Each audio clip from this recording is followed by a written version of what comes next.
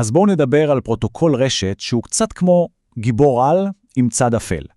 מצד אחד הוא חוסך המון זמן, מצד שני הוא יכול להרוס רשת שלמה ברגע. אנחנו מדברים כמובן על VTP, או בשמו המלא VLAN Trunking Protocol. כדי להבין למה בכלל המציאו את VTP, בואו נתחיל עם תרחיש שכל איש רשת מכיר, ולרוב לא לטובה. אוקיי, אז הנה מה שנעבור עליו. נתחיל מהבעיה, מהכאב ראש הזה של ניהול וילנים, אחר כך נראה איך VTP מציע פתרון אוטומטי, ואיך בדיוק הוא מצליח לסנכרן בין כל המתגים. נדבר על המצבים השונים שלו ועל החוקים שחייבים להכיר, ואז נגיע לחלק המפחיד, סכנת המחיקה של כל הרשת. ובסוף נשאל את השאלה הגדולה, האם זה כלי שכדאי להשתמש בו, או סיכון שעדיף להימנע ממנו. טוב, אז דמיינו את הסיטואציה. צריך להוסיף וילן חדש לרשת. בלי כלי כמו VTP, מה שצריך לעשות זה להתחבר פיזית או מרחוק לכל מתג בנפרד, ולהקליד בדיוק את אותן הפקודות. שוב ושוב ושוב. עכשיו, אם יש 3 מתגים ברשת, זה סתם מעצבן. אבל כשיש 100 מתגים, זה כבר הופך לסיוט של ממש.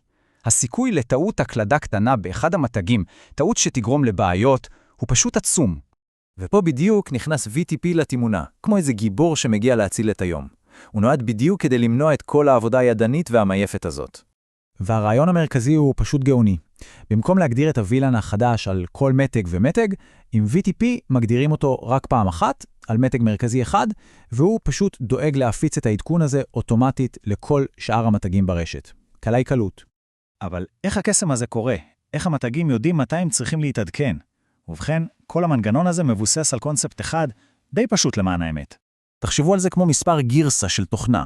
לכל מתג יש מאגר וילנים, ולמאגר הזה יש מספר שנקרא revision number. בכל פעם שמוסיפים או מוחקים וילן, המספר הזה עולה באחד. המתגים כל הזמן מדברים ביניהם ושולחים עדכונים ממספר הגרסה העדכני שלהם. אם מתג קולט עדכון עם מספר גרסה גבוה יותר משלו, הוא מבין מיד, רגע, אני לא מעודכן. ואז הוא פונה למתג ששלח את העדכון ומבקש ממנו את כל המידע החדש כדי לסנכרן את עצמו. פשוט, נכון? הגרסה הגבוהה ביותר תמיד מנצחת. אוקיי, אבל כדי שהמערכת הזאת תעבוד כמו שצריך ולא תייצר כאוס מוחלט, אי אפשר שכל המתגים יעשו מה שהם רוצים, חייבת להיות היררכיה, תפקידים ברורים וחוקים מאוד נוקשים. אז יש לנו 3 תפקידים, או מצבים שמתג יכול להיות בהם. הראשון הוא סרבר, זה הבוס. הוא היחיד שיכול ליצור, לשנות או למחוק וילנים שישפיעו על כל הרשת. השני הוא קליינט. הוא העובד המסור. הוא לא יכול ליצור שום דבר בעצמו, הוא רק מאזין לעדכונים מהשרת ומיישם אותם.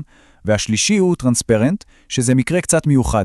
אפשר לחשוב עליו כמו על צינור. הוא לא משתתף במשחק. כלומר, עדכוני VTP לא משפיעים עליו, אבל הוא כן מעביר את ההודעות הלאה למתגים שאחריו. ויש גם 3 תנאי ברזל שבלעדיהם שום דבר פשוט לא יעבוד. ראשית, כל החיבורים בין המתגים צריכים להיות מוגדרים כטרנקס, כדי שיוכלו להעביר מידע על כל הווילנים. שנית, כל המתגים חייבים להיות באותו דומיין, זה כמו שם קבוצה, ולבסוף, אם הגדרנו סיסמה, היא חייבת להיות זהה לחלוטין בכל המתגים. הדומיין והסיסמה בעצם מוודאים שרק המתגים הנכונים מדברים זה עם זה. עד כאן VTP נשמע פשוט מדהים, נכון? אוטומציה, חיסכון בזמן, מניעת טעויות, אבל כמו שאמרנו, לכל גיבור יש חולשה. והחולשה של VTP היא פשוט הרסנית. בואו נדמיין תרחיש קלאסי. יש לנו רשת פעילה עם וילנים של מחלקת מחירות, IT, טלפוניה, מספר הגרסה שלה הוא 7. עכשיו לקחנו מדק ישן, הצידה, למעבדה, כדי לעשות עליו כמה בדיקות. בזמן הבדיקות יצרנו ומחקנו עליו כל מיני וילנים, וזה גרם למספר הגרסה שלו לקפוץ ולהגיע ל10. אין עליו שום וילן כרגע, אבל המספר שלו גבוה. ועכשיו, בטעות, מישהו מחבר את המדק הזה בחזרה לרשת החיה. ופה נכנס לפעולה חוק הברזל של VTP. החוק הכי חשוב והכי מסוכן. מספר הגרסה גבוה יותר תמיד, אבל תמיד מנצח. זה לא מעניין את הפרוטוקול של המתג הישן, אין בכלל וילנים. הדבר היחיד שחשוב הוא שמספר הגרסה שלו, 10, גבוה יותר מ7, מספר הגרסה של הרשת. אז מה שקורה זה פשוט קטסטרופה. כל המתגים ברשת רואים את העדכון עם מספר גרסה 10, מסיקים שזו התצורה הכי עדכנית ונכונה, ופשוט מוחקים את כל הווילנים הקיימים שלהם כדי להתיישר עם המתג החדש שאין לו כלום. תוך שניות, כל הרשת מושבתת. לתופעה הזאת קוראים VTP Wipeout.